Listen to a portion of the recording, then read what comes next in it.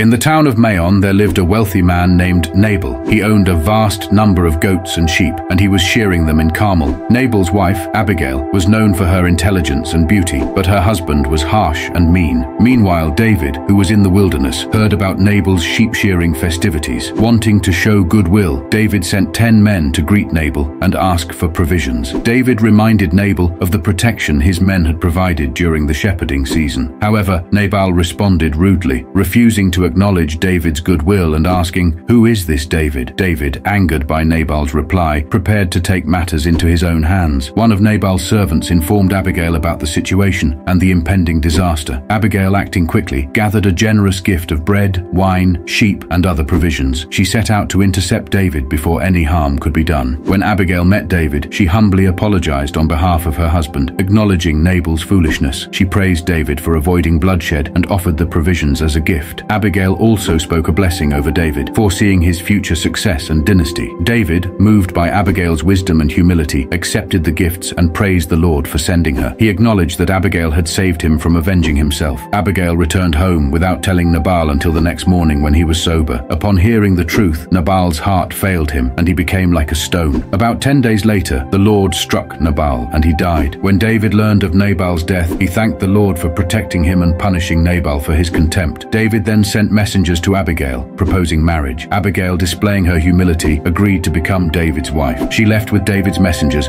ready to serve and be a blessing in her new role. And so, the story concludes with Abigail joining David in his journey.